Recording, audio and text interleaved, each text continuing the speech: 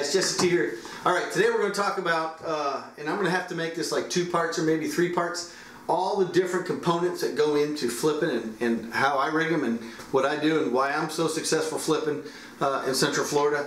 And anywhere I go really, I'm not bragging, but I love to flip. That's my #1 technique for catching fish.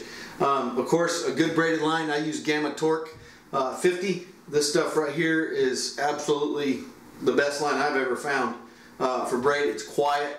I don't go to 65 or 85. I'm not fishing for swordfish or tuna. I'm fishing for a largemouth bass that weighs on average 3 pounds. Okay, so bear that in mind. A good pair of scissors here, these Cudas. They'll cut everything. I don't know how many times I've cut the tip of my finger trimming that line. It's unbelievable. And I'm not sponsored by them, but they are battleship scissors, guys. The 4 basic baits that I'll throw.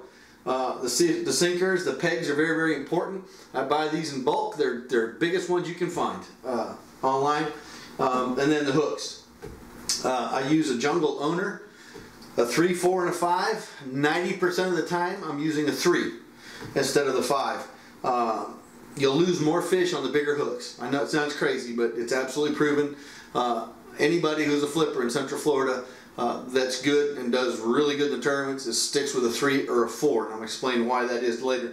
And then the punch skirts, of course, these are a hit or miss type of deal. As you see right here, my 2 flipping rods, I got them on because I have a lot of confidence in the summer. When the water gets hotter, I want a bigger bait. We're going to talk about that here a little later. And then the last thing I want to discuss on the components here, obviously the tungsten sinkers, you can see what a 3 ouncer looks like. It's pretty darn big compared to an 1.5 ounce, right? So there's your 1.5 ounce and versus a 3. It's pretty big. Is the reels.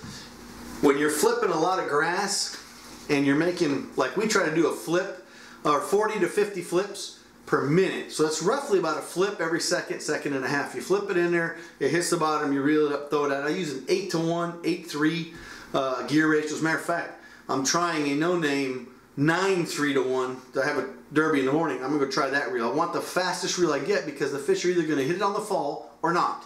It's not a matter of yo-yoing. So in, out, next flip.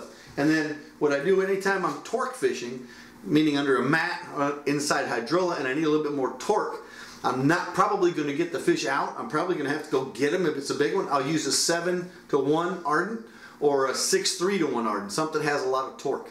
That is critical for my flipping success. And of course, you guys remember from the last flipping tip of the week, I used the spray on the line. Make sure I spray my Spike It Green pumpkin spray. I just ordered some. I'm running out. On your rod or your reel, your line, let it sit overnight before you go fishing, or 2 days before, whenever you prep out, and that stuff will help you get more bites. So let's go on to video number 2.